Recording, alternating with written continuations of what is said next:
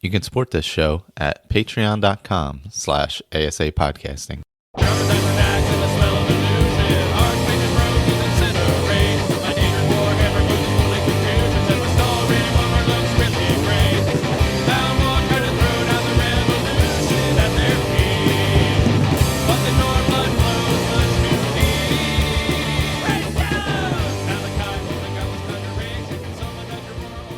Hello, and welcome back. Skyrim Addict Podcast 186, I believe. This week, just me and the Games We Grew Up With crew, Chris and Katie. How's it going? Hi. So, Games We Grew Up With, going through amazing games that you grew up with. It's pretty straightforward, to be fair. It is. Amazingly, nobody took that title before you. I'm a little shocked, actually. Yeah, we found podcasts that had episodes called that, but shockingly, no podcast called Games We Grew Up With. So. That's pretty awesome. Yeah, and we did check, and by we I mean producer Kyle went and did all of the research. All for of us. the research. And was like, these are the names that have Twitter handles already. Oh yeah. You got to do that. Yep. He did all the research of like, well, if you did Games with Girl, it's too long for things, but that's why you change it to this here. And he was like, he did all the research. We were like, okay, cool. Sweet. Good. There you go. You got to have you have somebody do the marketing for you. Exactly. Oh yeah. Especially now. Like I have a friend who has a show called The Broadcast, and there's about 7,000 shows called The Broadcast. Yeah, that's hard. So I'm like, well, it's not super searchable. Luck. Yeah. Yeah. I am really shocked that it never came up with that title. That is awesome. Yeah. And it's especially since we got in, late for a gaming podcast. Like, oh yeah, no one's ever done that before. But. Wait, did you guys retro gaming podcast? Who's ever heard of one of those? Never happened. Never happened. Right? Well, I started as a new gaming podcast and have turned into a retro gaming podcast. Yeah, right. I was gonna say episode 186. We're not even at 20 yet. So. Yeah, I mean, you started during the boom of podcasting in the pandemic when nobody had anything to do. That's why we started. Like, it was one of those we had always been talking about doing like game nights and stuff like that because we're on opposite coasts, and then all this stuff started happening. So it's like, let's play games like a couple times a week, and it's like, you want to do a podcast? Why not? Just record it. Sure. Yeah. Why not? Tell all the best. And we had all the equipment, funny enough, because of work from home. We had bought all this nice equipment to work from home right before then. So I was like, oh, well, I have a really nice camera now. I have a microphone now. I can actually do this. I have stuff from music recording and then a film podcast that I hopped on for like 2 episodes before the 2 other hosts who were brothers got into a big fight. Oh, jeez. Stopped talking to each other. I was like, well, that was fun. That was a good time for the 2 episodes that we didn't release but recorded. Oh, man. Yeah, that's rough. Yeah. To be fair, you're lucky you caught them for 2 episodes, knowing those 2. That is true. Yeah, well, most shows don't make it past like 3 or 4 episodes anyway. I think we joked about that. Yes. Yeah, it was 7. Episode 7 is the average. Is that what it is? Podcast. 7? Oh my God. Yeah, that's amazing. Yeah, episode 7. Woof. I remember episode 7 like it was yesterday. I was going to say, do you remember episode 7? Not really. Remember our episode 7. How do you not, Chris? It's 007. Yeah, that was like the GoldenEye episode. Because when they pitched that, we're like, we're doing GoldenEye for episode 7. I was like, okay. And then I was like, oh, I get it. What is symbolism? I don't understand. Yeah, see, normally on our show, we have a range of age from, we're mostly older. Mm-hmm. Oddly, I'm not the oldest one on the show. So like we go from like pre-gaming, pre-computer gaming to like probably the era of games that you guys grew up with, like 64 and previous to that, like original Nintendo and all. Like me, my first was Atari, really. So we had an Atari growing up. Yeah. We didn't play it a ton, but we definitely had an Atari. in the household. The first system we ever owned was a Sega Genesis, but that was actually late in its life cycle because we bought it off of our neighbor who was selling it because he was buying a PlayStation and didn't want his Sega anymore. Of course, right. So we got the Sega and just a rack of games. Just a ton of games, Which absolutely shaped our gaming career, essentially, because it's like we didn't really go out and buy Sega games for years and years because we had you had a catalog of had a huge catalog to start with. So it's like, have you played this? It's like, no, because we didn't get it in that initial rack of games. Like, well, and at that point, it wasn't like you got spoiled on games or anything, because like you weren't like, other than the magazines that came out, you weren't watching it. You didn't see it anyway. Yeah, it was playground talk back then. You found out codes and secrets and cheats from playground talk of, well, I did this and I did that. And that's where the rumors of, the notorious rumor of you can make Laura Croft naked if you do this, this, and this. Those kind of things come out back from the playground where there's no internet to verify, no, you're an idiot. That doesn't happen. You're just making stuff up and talking crap on the playground, and that's it. Yeah, I think the first adventure game I played was actually Adventure. Oh, wow. I loved Adventure, which most people know from, what was that movie and book? Ready Player One. Oh, yes. I have it, and I actually haven't read it or watched it. Yeah, I didn't. I've heard it's just a gigantic tumble of... I wasn't... Pop culture references. Pop culture and pandering and... Pretty much. It was one of those like, oh, it's cool, it's retro, and everyone's like, no, it just panders. And it's like, how many references can we shove in there? I was like, oh, here's X from your childhood. Let's have them come into the battle at this point for no reason. Yeah, that's all it was. But Adventure was like integral at the end, and I was like, oh, I played Adventure. That was nice. I feel like we did have some computer games that our dad got and played, like when we had like an old 3.1 Windows 3.1 computer. Like DOS. We had DOS. Like we had, I want to say like Wolfenstein was on there. Oh, wow. Commander Keen was a classic. Like Police Quest, like a bunch of those old. The Sierra stuff was amazing. The old school Sierra games. What was the Battle Bugs? Do you remember that? Oh, we played Battle Bugs a ton. I forgot about Battle Bugs. I think I played all the King's Quests of the original set of them. The Police Quests and Quest for Glory was like the first like RPG I could remember that you actually add it to like your skill points. Oh yeah, I don't know if we played that one. Might have been like all I remember is that we had those tons of boxes of 2.5-inch floppies. Yeah, because you would get a stack like you'd have to slide them in. Yeah, and that was the golden era of like shareware type games too. Yeah, for sure. I had actually Jumpman on a PC Junior when I was man. Nice. Like, and it was like the joystick on it was like a little thin stick with like a knob on top and this giant base. It was like it wasn't even like an Atari joystick, which was out at the time. Just like the tiny. Oh god. It was the old school like computer joystick, so it was like this little metal thing. It was like so janky, but so you guys have covered, like, gosh, you've covered GoldenEye.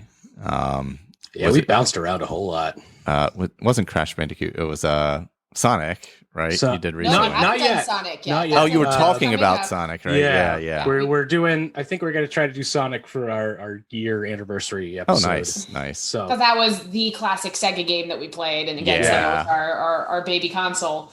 But we've done, Jack and Daxter. We've done. That was this one.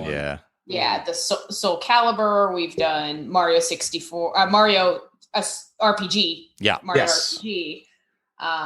Mario Brothers. The Chuck Yeager one was awesome. That one was one that we had. That was one that we had kind of had at some point, but then when Chuck Yeager passed away, it was like I sent a message to our group text for the podcast, and it's like, could we do this like now? While it's timely? While it's like we could actually be timely for once. And I loved that game. And it was a good timing because we had just made friends with another streamer who is a pilot. Yeah. And so we're like, hey, I want to talk about this game because Katie's going to have nothing to talk about this game. because I only watched Chris play it because I never wanted to play those games. So it was good timing in that sense. And there's a reason I never played those games. If you see any of my playthroughs, they were good. They were good playthroughs. I will say that. Oh gosh, yeah. So you guys stream on Twitch before so the premise of the show is basically you give the rose-colored glasses review, and then play the game, and then come back in time through the Chiacarina of time and. Producer Kyle is so proud of that. It is great. It's as a soon great as he said pun, it, I was like, "That's brilliant." That is a great pun. It's amazing. It's a little bit less of a great pun when people don't realize it's our last name that we're playing it on. That's fine.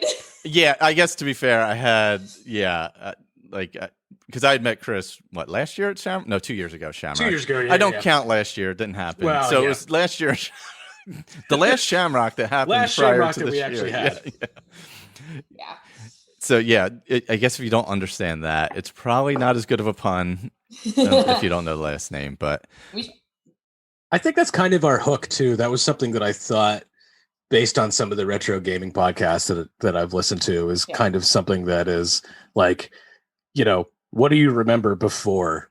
So yeah, we pre-record that session and then go back and play the game again, which is kind of a neat angle, I think. That's a pretty good premise. Because your memories of it are always like, it's hit or miss, definitely. Yeah.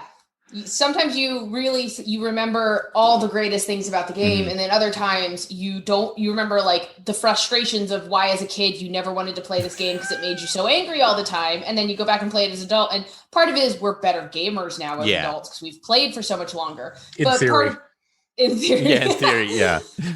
In theory, we're better, but part of it's just also like, there's so many deeper elements to this game that I just might have missed as a kid. And that's kind of the fun part of it as well, which is the great thing about going back and then giving ourselves this opportunity to replay these games that we a lot of times haven't played in 2 decades, and going back and playing them again. So it's a lot of fun. Yeah, that's pretty, because I've gone back and because you can play some of the King's Quests online. You can play them. There's people have posted all those DOSBox stuff. Yeah, all the DOSBox stuff around. So I've gone back, and they're so much harder than games now. Like there is no learning curve. It is you either know exactly what to do or it's not happening. I mean, that was a ton of those, like King's Quest, like a lot of the point and click adventures. Like the stable of LucasArts point and click adventures, like Monkey Island, Day of the Tentacle. It's like, if you don't know how to do this, it's like adventure game logic is its own animal, like point and click adventure. It's hilarious. Yeah, it's like, and then if you didn't have, and you always needed the manual back then too, because there was always things in it. Yeah, and you guys had talked about that on the one episode. Oh God, we harp on the manuals. So I like to joke we are a pro manual podcast because we miss manuals, bring them back because they were awesome. And that was like the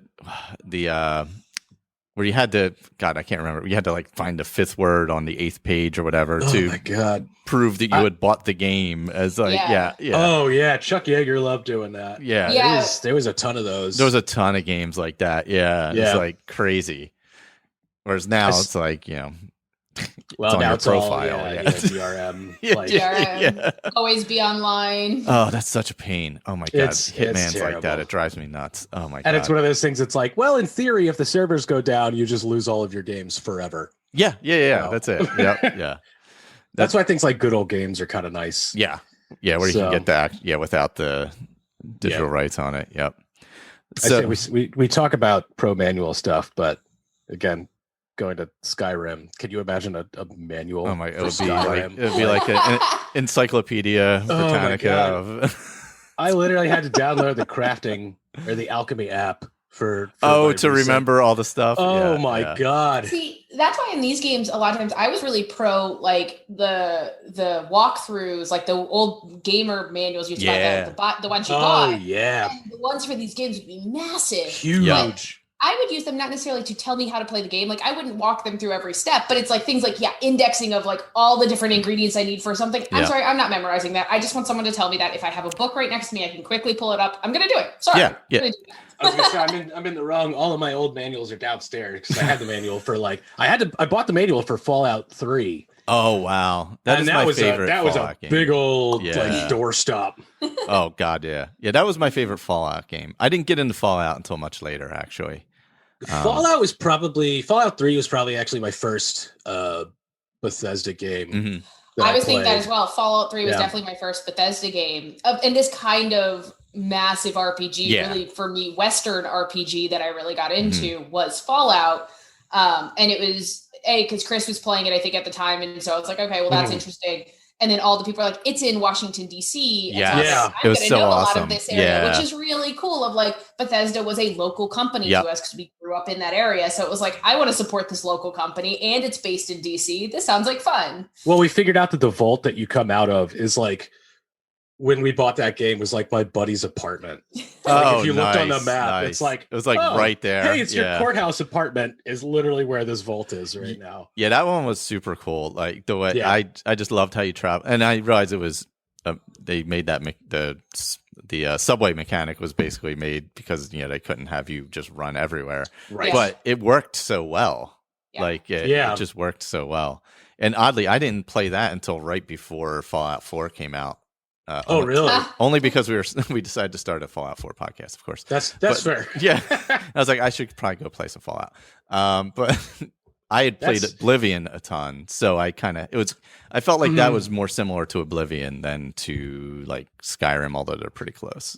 So Skyrim was my first. I never played Oblivion. Like I had friends that played it, but Skyrim was my first Elder Scrolls game that I played, and I think it's definitely the Bethesda game that I've played the most. Like I played the heck out of that game in on PS3, right? Oh wow! You had that bad performance on the PS3. Oh god, yeah, it was janky as heck. Like, but I put a ton of hours into it. Yeah, I had it on 360, and I don't think I took the disc out for like 2 years. It just sat in there. Yeah, I mean, Skyrim's probably one of my favorite. It's definitely the top 3 Western RPGs, like along with probably Borderlands, which is I still consider that a Western RPG rather than it is, and it is. Probably the Diablo 2 and 3. So, but it's definitely like I spent a ton of time playing it, and then I think I bought it for my computer last summer. Because it was on like a Steam sale. It was on a Steam sale, and I was like, I've always wanted, because I always played vanilla, like I never played with mods or anything like that. And I was like, I'll buy it for the computer. It's cheap because I had just built a new computer. It's like I could play with all the mods. Yeah. And then I never actually got around to that. even so, I started playing recently when we were talking about when you invited us on here. I was like, I guess I should boot this up again, because I had started a character last year, didn't get very far. That happens. Yeah. Well, I do that all the time. Number of times, because like my one character that I played on the original, I had invested so much time in. It's like one of those, in any of those games, you go back and you're like, what was I doing? Exactly. Like, where am I? Yeah. If any time passes, you're like, I have no idea what was going on with this. Yeah. It's just like I've got this weird enchanted mace, and I think I'm marrying someone. I don't know. I don't remember what I'm in the middle of. Yeah. My son has been playing it since he was like 3. So like every time he plays, he like basically just plays through the main quest over and over and over again. I'm like, there are like other quests. He's like, yeah, but I just like playing through the main quest. Fine. So it's like, I'm like, yeah, fair enough. I mean, isn't that one of the best things about these kind of RPGs, though, is everyone can play it however they want. And there's a million ways of playing it, especially now with mods and everything. But like, there's a million ways of playing it, and you can find enjoyment in a bunch of different ways, which is kind of cool. Yeah. I was literally thinking as I was playing the other day, which again, it reminded me how much I love this game. But I was like, oh God, I don't have time to play this game. That's the problem. Yeah. I know. I've got too many other things to play. I've got to play Final Fantasy 3 and beat it in like the next 2 weeks. Oh, that's a good, And you have your deadlines for the show that you have to keep up on. Yeah. Like Skyrim is one of those games where you could I literally went from killing a dragon to 30 seconds later, chasing butterflies around. And I was like, cool, I got that. I was like, butterflies, I need these for potions. Go now. Yeah, I always get sucked into the collecting every little bit of junk I can. Like in every game, not just that's like that is my instinct for every game. Mine of like, collectible. Like it's just like the packs of like, and that's why I really struggle with games that have weight limits on your packs. I'm like, no, I want to hold everything at all times, always. And you're telling me I can't, and I don't like this. It's like, with Lydia, I'm just like, I don't really care about your combat ability. I just need you to follow me around. How much can you carry? Yes. Yeah. Well, there's we've been playing with this mod, Legacy of the Dragonborn. It's been around a long time. Basically, it creates a museum for the game. So you really want to collect everything. No, that would be terrible for my playthrough. Literally fill the museum with everything. My God. Not just like mundane items all the way up to, the Daedric items or whatever else, quest items. And then there's specialty quests in it and everything else. So it completely like reinvents how you play, but you're still playing the same game. Right. Like without, but with this extra thing where you're like, oh, now I have, instead of just displays in your house, you have an entire museum. So now you literally are picking up everything. Yeah. This is the part of the museum where I display the 200 cheese wheels that I picked up and intended to use, but never did. Remember the early videos where people would get the cheese wheels and like drop them down the mountain and just like a wave of cheese.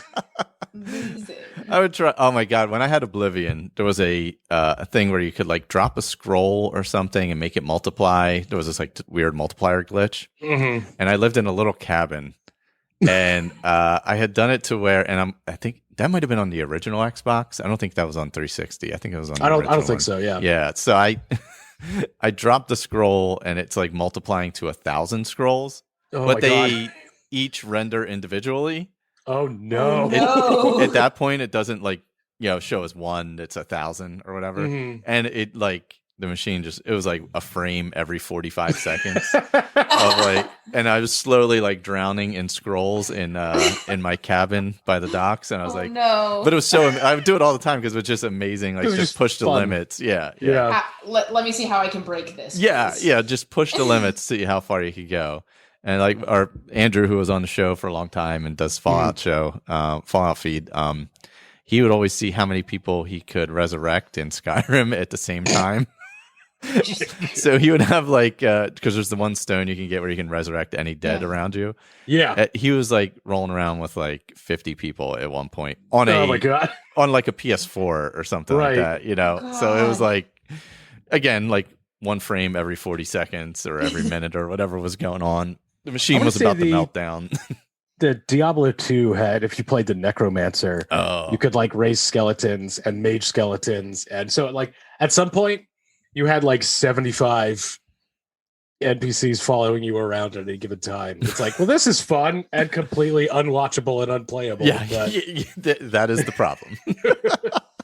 Yeah, I feel like they hit the resurrecting a couple people is like fine, but once you get to that large number, it's like I don't even know what's going on here. I have no idea what's happening. It's like it happens in some of the battles too. But before we get more into Skyrim, tell us about the Twitch channel, where to find it. It is at GWGW Show on Twitch. It is a great way to get kind of a preview of what our episodes are going to be, since we stream most of the stuff that we play before we record an episode about it. Yeah, and then we also have fun modern games, mostly the co-op games, because again, that's why it all started, was so we could play games with each other across the country. And so we do a bunch of co-op games, and there's a surprising lack of combo co-op games out there because we have two people in each household, so we all want to play together. So we end up playing a lot of the same games, but they are very chaotic when we end up getting in there and having a lot of yelling. A lot of yelling happens. It's because they tend to be platformers, which platformers with 4 people is always a hot mess. Oh my God, yeah. That or Overcooked, and Overcooked is just a hot mess all the time. Anyways, we played Magicka for a while, and that that was a good game, especially for co-op. But like we would just end up messing with each other the whole time. Well, as most siblings do, we just killed each other all the time, so it would just cause problems because who just killed me? Why am I on fire? You need to get a Minecraft server going with games on it. Man, A battle server against each other. I do not need the time sink of that. Minecraft is another one of those games that's so weird to me because I remember I bought it in the tech alpha days. Wow. And now, like, all of a sudden it's like, oh yeah, the 6-year-old is playing Minecraft. I was just like, what? Yeah. I was playing this game before you were born.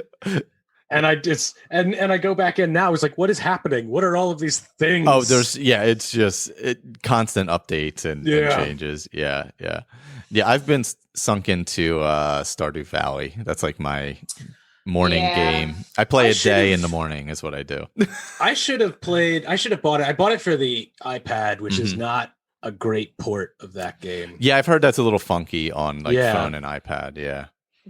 I don't know, because that's way more up your alley, Katie. I feel like because you were way. So yeah, I was gonna say I haven't played it yet because I do tend to sink way too much time into those. Because in each, I've played probably like 15 different Harvest Moon type games. Wow. So all of that, and like a majority of them are over 100 hours each that I've done them. So it's just one of those like. I will lose my life to those kind of games. And so I have to be very, very careful. Like I'd have like the multi like notebooks and tabs, keeping track of birthdays and events and doing all that stuff. So like I have to like choose when I know I have a good chunk of time to play it and commit enough time to it that I'm not going to then lose things like, actual work to it. Yeah. It definitely sucks you in because there's like this RPG element to it too. Where you get to know it's really well done, and the stories are really good too. I've heard nothing but good things, and I've played a little bit of it, and I was like, oh, this is going to be really good. But then had to be like, I need to take a step back because I don't have the time in my life for this kind of game. Especially in the beginning when you're setting up stuff, you just like boom, and there's so much to do, and I'm a planner, so I'm like, I have like 80 things I'll need to do in that first like year of the game, and so if I don't do it on my schedule, everything will be wrong and I'll be upset. So I have to plan ahead.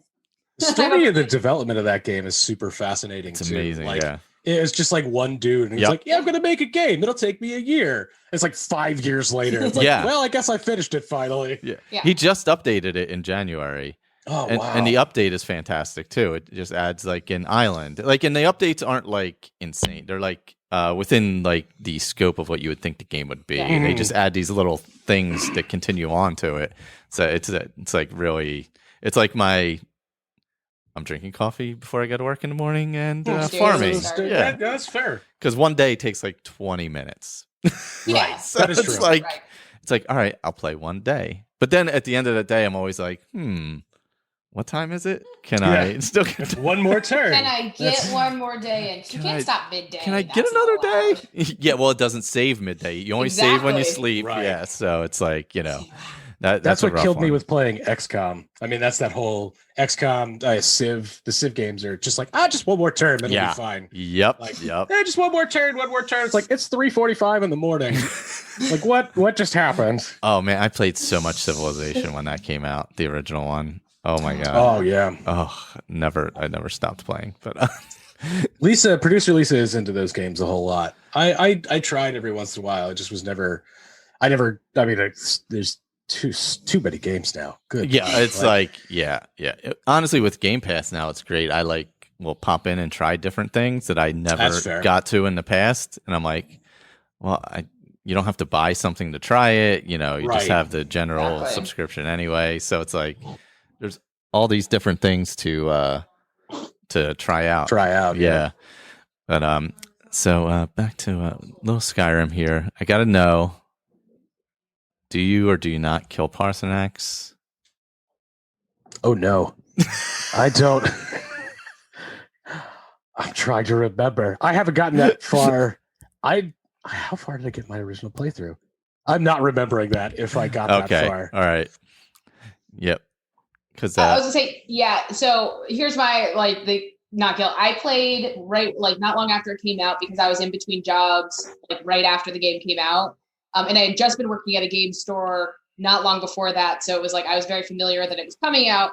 I played probably for 2 months straight after it came out and played through the whole thing. And then I don't think I've touched it since 2012. So I've seen a lot of playthroughs online and stuff like that. Oh my God, everywhere. because they're everywhere and all the mods. And that's what I love watching. I love watching people play with all the different mods and everything like that. But I don't think I've actually played through since 2012. Back when I just sat there for 2 months straight and played. Yeah. That's what I do not remember practically anything from my original playthrough. Oh, well, I mean, I don't either, honestly. And again, I only started playing. Let's see, how many hours does Steam say that I played? Oh, that's always. I don't like that Steam has a counter. well, I only started playing it recently, so there you go. Yeah, I've played about.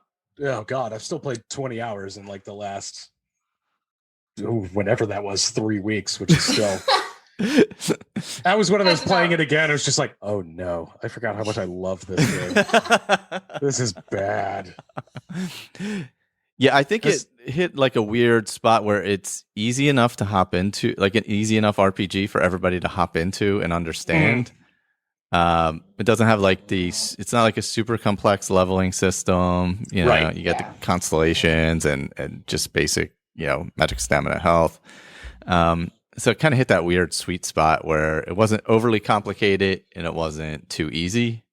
Yeah. So I feel like it's more approachable than even things like Fallout, because Fallout you've got so many different weapon types. Yeah. And at least in Skyrim, it's like 1 hand, 2 hand, archery, magic.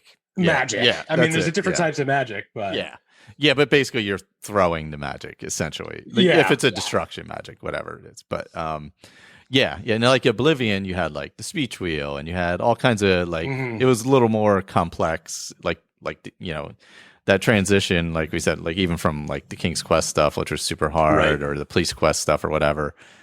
It slowly is. I don't know if it's getting easier or more accessible, whatever you want to call it. It is, and that's always it's like a fine line, a criticism that things are too easy. But it's like, well, you don't want it. As we found in going back and playing games again, it's like, I feel like there's a difference between making it challenging and making it challenging for the sake of being frustrating. Yeah. It's like, we're going to make you mad because we've designed our game poorly, and that's the appeal. It's like, what? Why?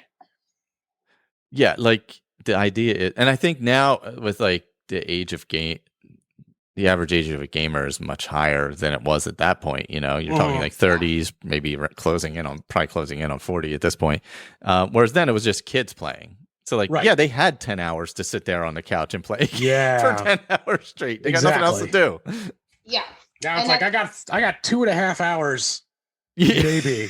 And I gotta get all of what I need to get in this game. And that's even the thing of, when I played Skyrim at that point, it was, I was at that point where I was in between jobs. And so I had hours and hours. So I was an adult, but not really an adult. Yeah. I didn't have a lot of those life responsibilities yet. And so I could afford to just sink that much time in and just commit that many hours to just sitting there and playing a game, which, is great. But also then, now that's why when we talk about budgeting time now and having to balance it in between everything else, you're like, I don't have the kind of time I used to play these games. Yeah, exactly. I know I was playing it a ton recently. Like I started this playthrough and it was one of those, it's like, I forgot that until you get like Breeze Home is such a pain in the butt because you've got nowhere to put anything. You have nowhere to put anything. Like, I just need to rush to get this stupid house. Yeah. So I have a place for all of my junk that I might need later. I laughed so hard when Chris was streaming part of it and was like, watch Chris do inventory management. I'm like, yes. Skyrim is a hard game to stream because it's like, all right, I'm going to go do a quest. And then I'm going to take just as much time going through my inventory and trying to figure out what I can keep. What do I want? What don't I want? What can I leech for now and come back to if I can? Yeah. Let me go to 3 different stores because and sell everything off. And sell everything because there's not enough money in just the blacksmith. And buy everything they have so then I can continue to sell things. And Oh my gosh. It was, and again, with getting a place to store all that stuff, it does make it easier. But and my problem again, going back to I want to collect everything. It's like, all right, I beat the dungeon. It's going to take me like a trip and a half going back and forth to get everything. And it's like, all right, fine. Do I need to get every single goblet and broom? It's like, I guess not, but I feel like my first playthrough was like, I need everything. Yeah. I don't know how many times. I definitely have the instinct of I might need this at some point, at some various point. I might need this, so I'm going to grab it now just in case. You never know. You never know when you'll need that broom. I don't know how many times like I would come out of a place. Like I play pretty much more pointed now. Like I'm going to go do X or Y or Z, you know. But like when you were doing everything, I would come out of a dungeon or a cave or whatever, loaded down, and have to use whirlwind sprint to get all the way back to whatever town was nearby. You know, it's like crawl along, whirlwind sprint, crawl along, whirlwind sprint. Oh my god. I started doing that recently. I was like, what if I just staggered as I'm overburdened? And I was just like, I can't. Well, at least in this, you can still move. In Oblivion, you couldn't move if you were overweight. Like, literally did not move. So there was no overweight or anything. And also, if you have a horse in Skyrim, you can fast travel still. That is true. As long as you have a horse right outside. But a good place to acquire a house is Anissa's Cabin, which is like southwest of Riverwood, right below Bleak Falls Barrow. That's what I think. This is ringing a bell. There's an old lady that lives there, sits outside, and you could just use all of her stuff. The basement is safe storage. Ah, very good. But you're gonna have to kill her. Ah, well. I figured that was where this. I was like, I'm pretty sure she's not gonna just give it. Yeah, I mean, I do like with Skyrim where it's not. I always feel terrible doing stuff like that, but it's not like Fallout that has the karma thing. Oh yeah, you can't do anything without literally losing karma. Now it's like, well, if I do this and no one spots me, or I could just pay off a guard, then.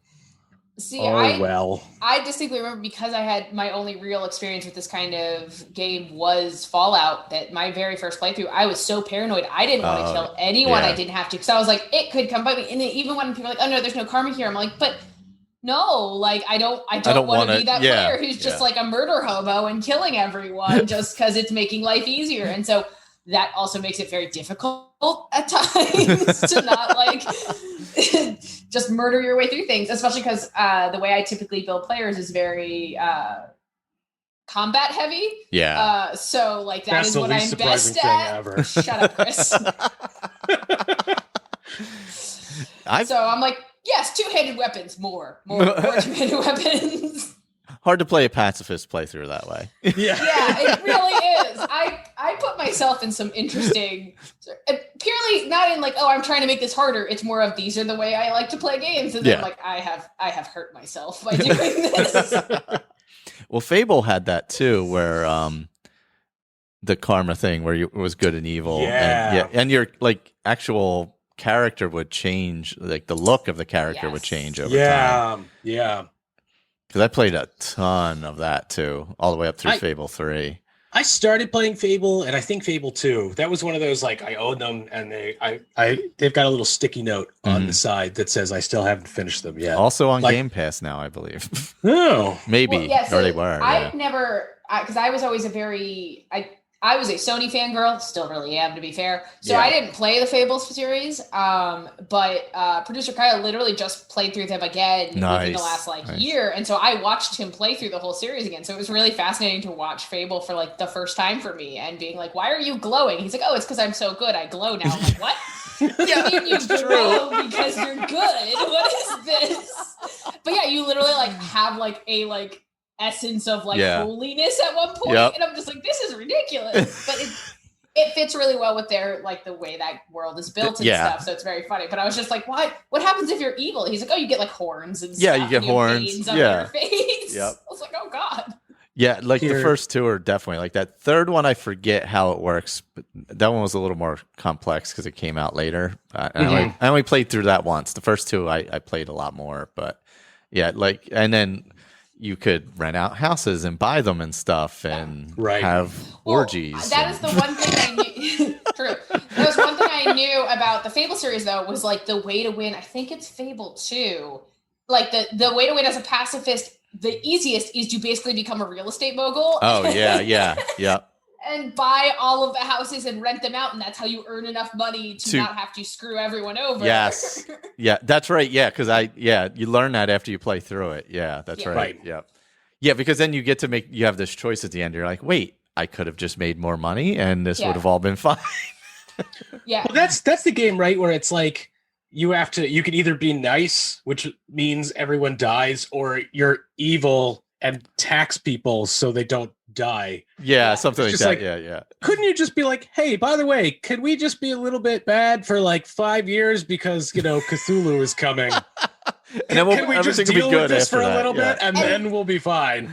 That was the whole plot of that, was that was why supposedly your brother was mean, was because that's what he was trying to do. But yeah, if you just become a real estate mogul and do it the right way, you don't need that. You can just pay it all for yourself.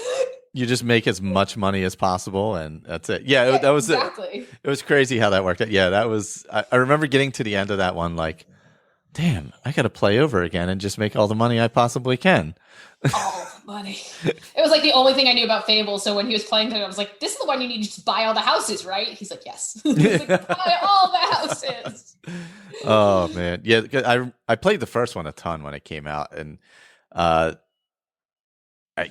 tend to mix it up with Oblivion a lot, like little things in it, because I played them around the same time. That's fair. And it's like, and I kind of mix up the things that happened in them, but I do like the whole karma thing and how that all worked out, and I like that you had like a dog traveling companion, and it's always nice. The karma thing, I like the idea of it. Sometimes it can get clunky, and again, I always feel like I have to be the paragon. Like I always feel bad going the evil route. Like it's just because, and it's like you almost have to go all the way one or the other. Like that is the biggest flaw with the karma system. Is you just feel like you have to be one side or the other, and I really struggle going the evil route as a gamer because it's just the way my style is. So I almost always go Paragon. And then the games where there's different endings, if you're not a Paragon, I want those endings, but I'm like, but now I have to murder everyone and I feel guilty and horrible, which it's a video game. I shouldn't feel bad, but I feel horrible that I'm murdering people. And it's just funny that how that works, which is why when I played Skyrim, I was like, I'm going to try to murder as least people possible, which is hard. Good luck. It's really hard to not just murder people, apparently. It just happens in the normal course of the day in Skyrim. I know there's the guy that's like looking for ingredients for the cook towards the beginning, and then I was just like talking to him, and then I accidentally like squatted down and tried to pickpocket him. Oh, God. And he's like, well, he's hostile now. It's like, I guess I'll just kill him. Yeah, I don't know. You made me do this. So many times I've like accidentally stolen something off of a counter. And then all of a sudden everyone's mad. It's like, oh no, God. I'll put it back. Just let me put it back. Well, the first time I played it, my first character, you could max out at like level 81, which is 100 on all the things, and you couldn't go legendary at that point or anything like that. So like I always play light armor and archery, and the typical sneaky archer, all that kind of stuff. Yeah. So like to do the heavy armor, by that time I was like so ridiculously high powered. I would literally just stand in the center of town and like do a shout, knock all the guards over, and let them just come attack me, and just like stand there and like heal myself every once in a while after they beat the hell out of me for like 10 minutes, and just slowly, that grind of slowly watching because at that point I'm so high level that the levels are taking forever and a day to go, and I'm like, oh my God, this better be worth it. To max out everything, because there was this there's an ebony warrior at level 80 or 81, whatever he actually comes out, which when the game first came out was where you completely maxed. So like now you could, I don't know, just like keep doing alchemy forever and go legendary and just make 80 bazillion potions forever. I feel like the sustainability of Skyrim is incredibly impressive. Like, the way that they've kept adding stuff here and there, and then the modding community obviously adds a ton of stuff. And that's what are, I say this as, I don't know, I maybe put like, I don't even know how many hours I put on the original playthrough. Like, what are the good mods to play? Because I didn't have any of that for PS3, obviously. And now it's like, there's so much stuff. Obviously, there's the graphical mods, which are the easy ones to do. I like Quest ones. There's like a ton of really good ones. We just did a few. True. I like the Quest ones. There's a Clockwork City's a good one. We played one that was like basically like an old style game that was so hard that we all rage quit after a while. But it was it was called Wheels of Lull. But it was good. It was well done, but it was just so damn hard. That's fair. We were all like, all right, we can't. This is enough. This is enough. We're not finishing this one. This is not going to happen. Yeah. I'm trying to think. Moon Path to Elsewhere is a good one. It like actually takes you to a whole new area. Oh, that's fun. If Worm's Tooth is around, it was out for a long time, then it went away, and then it came back. That is probably the best one. Okay. It's like a whole secondary dragon story, basically. It's super well done. And that takes you to a new place, too. That's cool. False Scar takes you to a new land. I played that a bunch. There's a lot of really good like quest ones, and even small quest. Even there's like these follower ones that are quest ones. Right. Okay. Like Inigo and Marisi and things like that. They have like a whole storyline to them for your follower. But it's just basically you have a follower and you go through their story. Right, go through. That's cool. Yeah. The one was weird though because basically they built the character. It's supposed to be a young female. So what they did was they took an adult body and then meshed a young boy's head onto it, one of the kids' heads onto it. So like it looks like if you're not thinking that, it just looks like a teenage girl, which is what it's supposed to be. Yeah. But then once you realize it's one of the kids' heads from town on an adult body, you can never not see it. Yeah. It's like you can't not see it from that moment on. That is all you see when you watch it. Oh my God.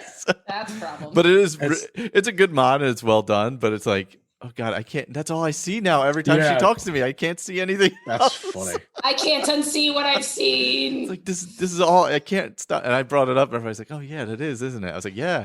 No, you've now just ruined it for everyone else that you've told. Well done. Yeah. And it just dawned on me in 1 second. I'm like, oh my God, that looks like the kid from town. I'm like, oh my God, it's just one of their heads on the body. I'm like, oh yeah.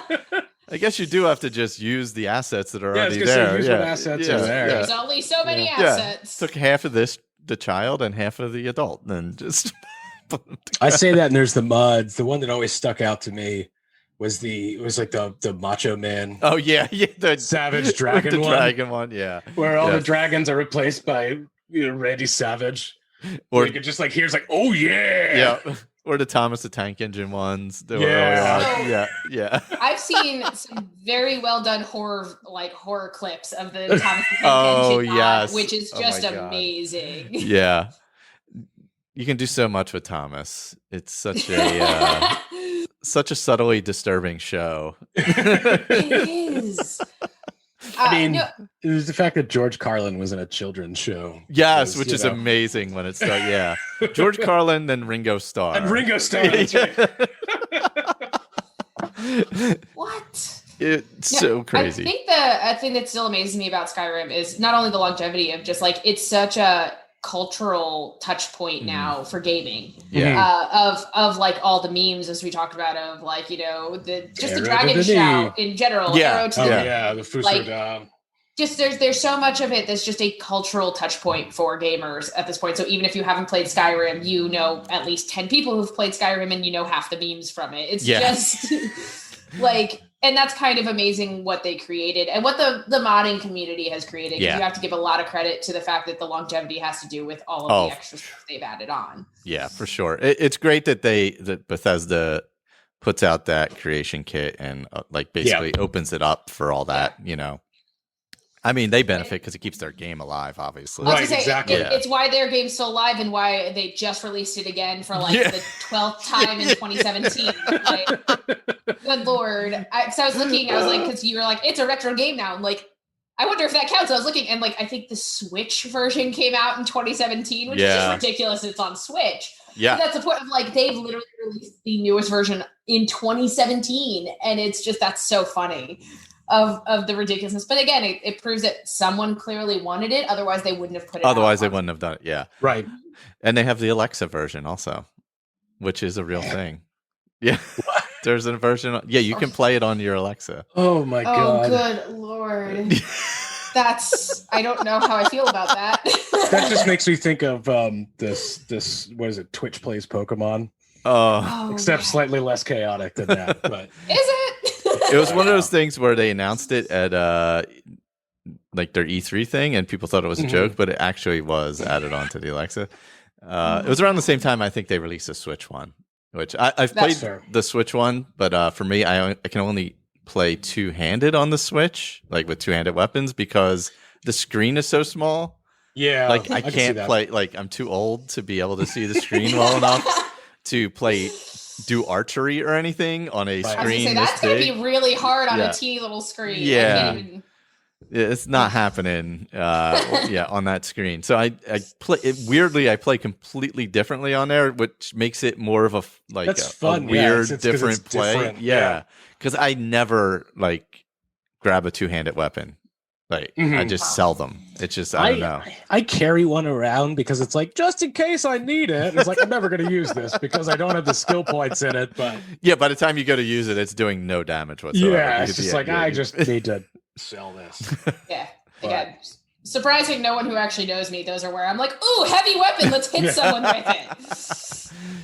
That's how I play. I just run up and hit people. Just smash. It's fine. It is fun. I had a ton of fun doing that when I started playing that way on the Switch. I was like, maybe I'll play this way on other things as well.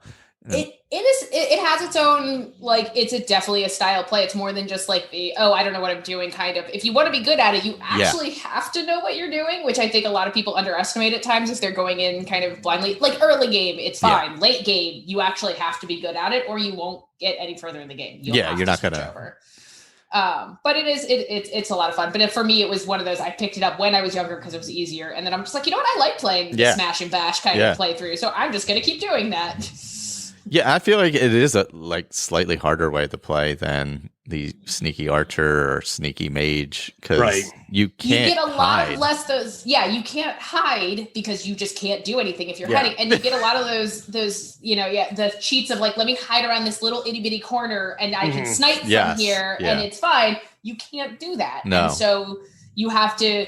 It requires a lot more grinding sometimes of getting those stats high enough that you don't get murdered as soon as they touch you, which takes its own. But I'm all about grinding. I will say that. That's another reason why these games, it's just like, well, it could be slightly challenging, or I could just do mindless stuff for about 6 hours, and it's slightly less challenging. It's like, I'm okay with that.